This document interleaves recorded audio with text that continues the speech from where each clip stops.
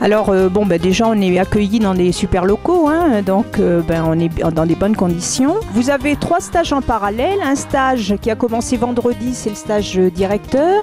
Donc, les directeurs, c'est les cadres, hein, donc c'est eux qui vont être censés ensuite organiser un petit peu les centres de vacances et avoir sous leur direction une équipe de jeunes animateurs qui travailleront pour les enfants.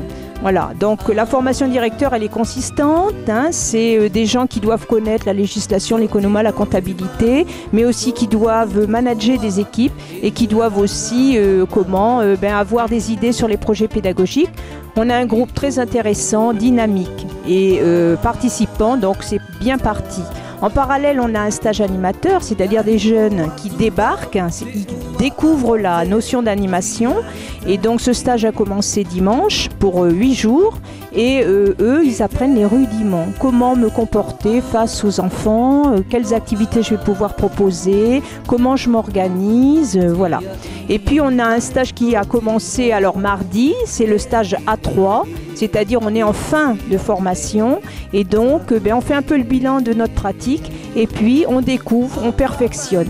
Donc en fait ces 3 groupes cohabitent et en même temps fonctionnent ensemble. Par exemple hier on a fait une baignade et chacun a été mis en situation à son poste. Les stagiaires directeurs ont organisé la baignade, les stagiaires animateurs qui plus perfectionnés, ils ont proposé les activités et les stagiaires animateurs qui découvrent, ils ont joué les enfants. Voilà, ce qui fait qu'on est mis en situation, c'est pas que du pro-pro, c'est aussi de la mise en pratique pour réfléchir et pour faire le lien entre théorie et pratique. Alors c'est de la théorie si on veut, mais en même temps, hein, on a toujours le souci, nous, de mettre vraiment les gens en situation. Mais là, on n'a pas de risque parce qu'on n'a pas d'enfants. Donc on peut se tromper, on peut ne pas savoir, on est dans un moment de formation.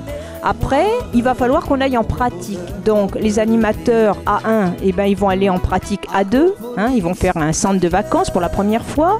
Les A3, a priori, ils vont être diplômés BAFA. Donc, ils pourront poursuivre leurs expériences en centre de vacances. Et nos directeurs, ils vont se retrouver en position de direction dans des équipes. Donc, la commune organise elle-même, hein, avec la Maison pour tous ou les associations de quartier des centres de vacances. Les associations comme les CMEA, mais d'autres peuvent aussi organiser.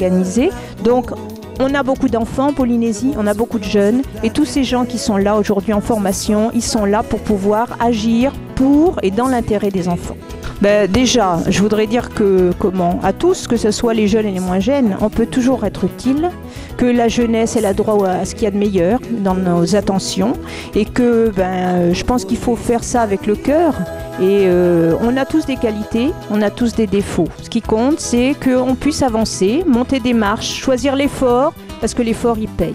Je voudrais aussi faire un petit clin d'œil à la commune, puisque ces stages ont lieu parce que la commune s'intéresse à ce public, que la jeunesse est une priorité dans la commune de Punaouia, et que les CMEA seront toujours contents et heureux d'apporter leur savoir-faire pour au profit d'une jeunesse, qu'elle soit communale, de Punaouia, mais aussi d'ailleurs, parce que c'est la Polynésie. Voilà. Merci.